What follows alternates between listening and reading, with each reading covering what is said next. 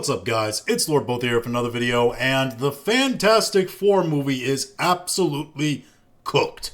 Why do I say that? Well, because the cast apparently decided to do a little interview with Entertainment Weekly, and some of the things they said in that interview have raised a lot of eyebrows. The first excerpt we can see here from Fantastic Four updates via Twitter, in which this was Joseph Quinn, the guy who was famous from being in Stranger Things, right? Well, he's the guy playing Johnny Storm, and this is what he has to say about playing Johnny Storm. He's a man that leads with a lot of bravado, which can be an affront sometimes. But also, he's funny. Yeah, that's the thing about Johnny Storm, is that Johnny Storm is this kind of guy that we used to know in society as lovable douchebag.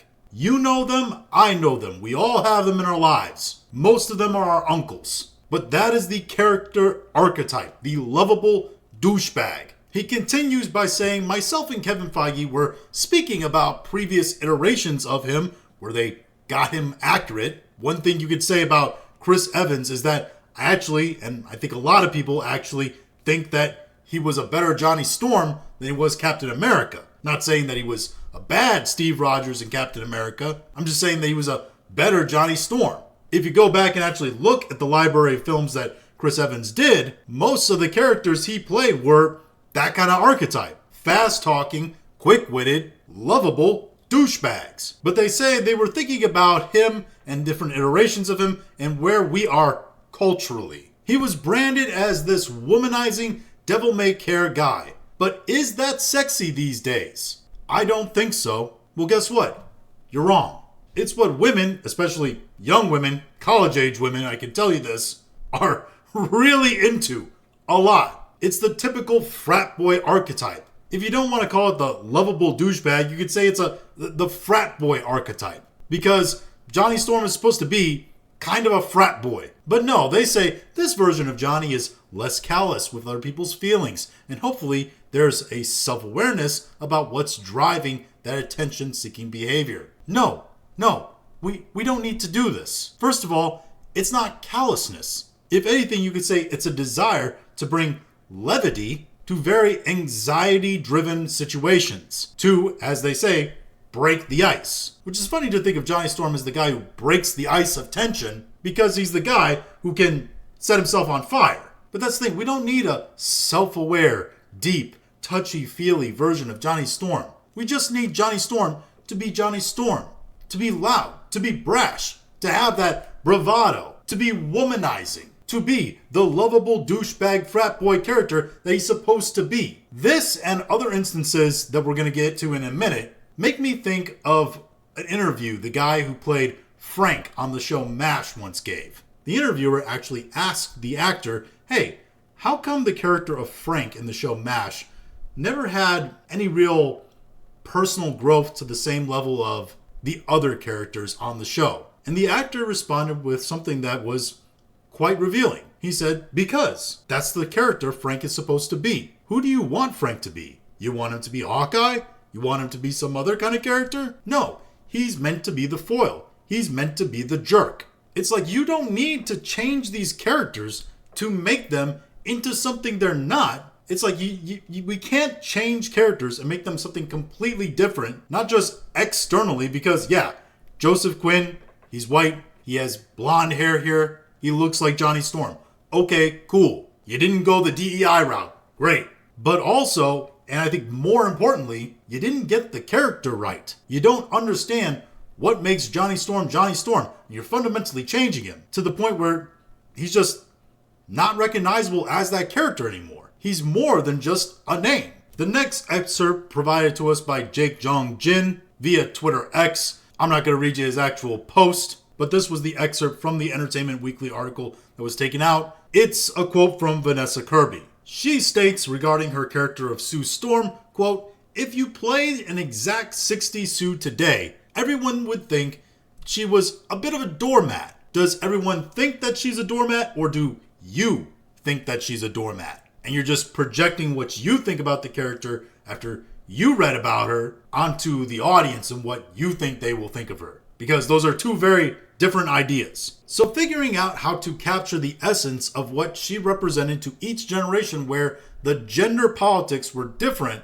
and embody that today was one of the greatest joys of this. Call me crazy, but this is a superhero movie. I don't care about the essence of what she represented to each generation where gender politics were different. The main point of Sue Storm, Invisible Girl, right, is that she is Reed Richards' rock. She is his support system. When the world is resting on his shoulders, she's supposed to be there and be a support for him. And she has some pretty kick-ass powers too. Trust me, no young boy who ever read comics, and I can tell you this, it is young boys reading comics. For the vast majority of history, that was comic audience. You can argue that it's different now, but I would argue that comic audience is nobody now, because that's how little sales to an audience Marvel Comics has. But the vast majority of the readers used to be boys. And I guarantee you, none of them ever asked, I wonder what the situation of gender politics and Sue Storm would be in actuality in the 1960s like this. I wonder what that dynamic was like. None of them ever asked that. Trust me. Here's another quote from the article which states, Sue has accomplished just as much in the political realm. She has helped achieve global demilitarization and peace. Because it's not just enough that she's a powerful superhero, she's Reed Richards' support system, she's apparently pregnant and going to be a mom in this film, but she's also a very accomplished politician apparently, and helped achieve global peace. Basically, she sounds like she's a perfect person. Finally, our last quote comes here.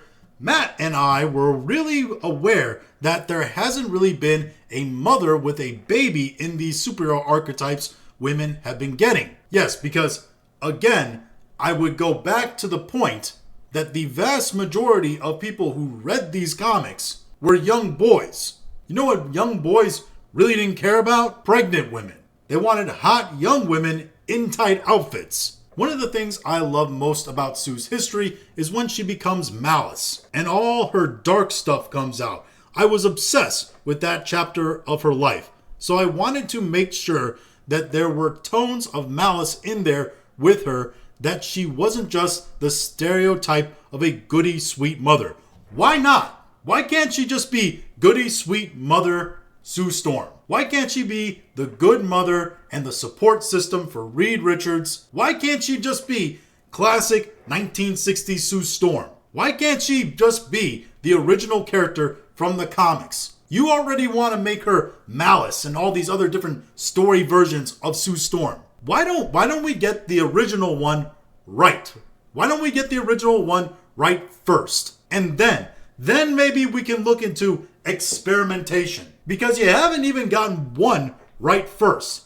You haven't got the original right first. Get the original right first, and then we can get experimental. I don't really know what's so hard about this concept. Because believe it or not, people know what the original was like. They know what the base level version is supposed to be. And when you don't give them that, when you give them something that's beyond their expectations, subvert their expectations with something they don't want or don't recognize, or something that's way more niche, guess what?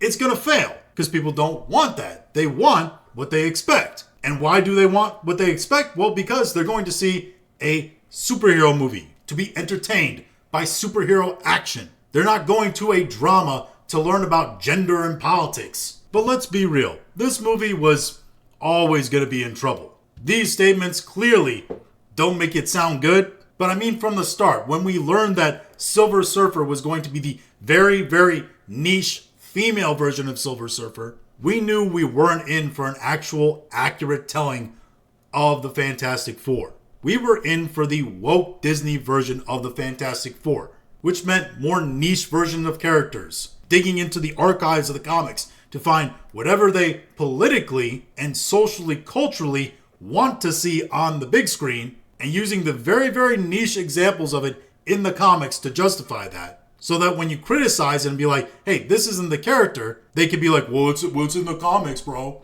It's like, yeah, it's in the comics. But can we have the one that's way more often in the comics first? Can we have the base level one first? But no, because that doesn't go along with their opinions on culture and society and what they want to see on the big screen. That has nothing to do with Fantastic Four or superheroes, but all about what they believe when it comes to politics and philosophy. But those are just my thoughts on all this. If you have your own thoughts, go ahead and leave them in the comments. If you like this video, go and like, share, and subscribe. If you didn't like this video, I appreciate you watching all of it, and we'll talk to you again later.